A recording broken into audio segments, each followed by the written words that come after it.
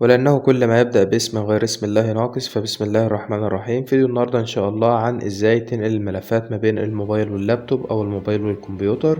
الشرح النهاردة هيتم بدون إنترنت، مش هتحتاج إنترنت نهائي ولا هتحتاج أي توصيلات ما بين الموبايل والكمبيوتر. كل اللي هنحتاجه النهاردة هنحمل برنامج بسيط على الموبايل، مش هنحتاج نحمل أي حاجة على اللابتوب أو الكمبيوتر.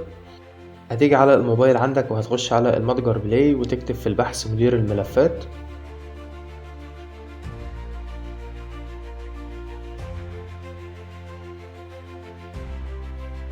هتيجي تثبت مدير الملفات ده، هو مساحته خفيفة جدا، وبعدين هتعمل له فتح. تاني خطوة هتعملها ودي أهم حاجة، إن الموبايل واللابتوب يكونوا متوصلين بنفس الشبكة. مش شرط الشبكة دي يكون فيها إنترنت نهائي، أهم حاجة يكونوا متوصلين بنفس الشبكة. يعني ممكن تجيب موبايل تاني وتفتح نقطة الاتصال منه وتوصل الموبايل واللابتوب بنفس نقطة الاتصال دي، ومفيش أي مشكلة، الموضوع هيمشي معاك. بعد ما توصلهم بنفس الشبكة هتيجي على الموبايل عندك وتضغط على الأوبشن اللي هو الوصول من نفس الشبكة، هتفتحه بالشكل ده. وبعدين هتيجي تضغط على بداية. مجرد ما تضغط على بداية هيظهر معاك الاي بي اللي انت شايفه ده واسم المستخدم وكلمة المرور.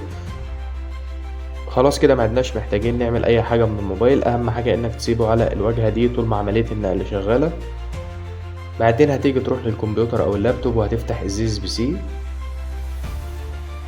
وهتيجي على الشريط اللي فوق ده وتضغط عليه مرة واحدة. مجرد ما تضغط عليه هيسمح لك بالكتابة فيه، وهتيجي تكتب عنوان الاي بي اللي قدامك ده زي ما هو كده، ما تغيرش فيه اي حاجه، اللي هو ftp://192.168.168.1 8696. بالنسبه للكولن عشان تعملها هتضغط شيفت مع حرف الكاف، هيعمل لك نقطتين فوق بعض. بالنسبه للسلاش عشان تعملها هتحول اهم حاجه لغه الكيبورد عندك للغه العربيه، وبعدين تضغط شيفت مع حرف ال، هيعمل لك سلاش.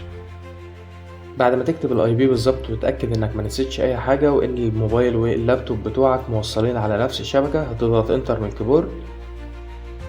اول ما تضغط انتر هيجيب معاك الواجهه اللي انت شايفها دي، هيطلب منك اسم المستخدم وكلمه المرور. هتحط اسم المستخدم اللي هو بي سي، وكلمه المرور اللي انت شايفها قدامك دي اللي هي 680172. وبعدين هتيجي تضغط على لوج ان. اول ما تضغط على لوج ان هيفتح لك كل الملفات اللي موجوده عندك على الموبايل، تقدر تشيل منها او تقدر تحط فيها الملفات اللي انت عايزها. وبكده يكون شرح النهارده خلص. يلا سلام، اشوفكم في فيديو جديد.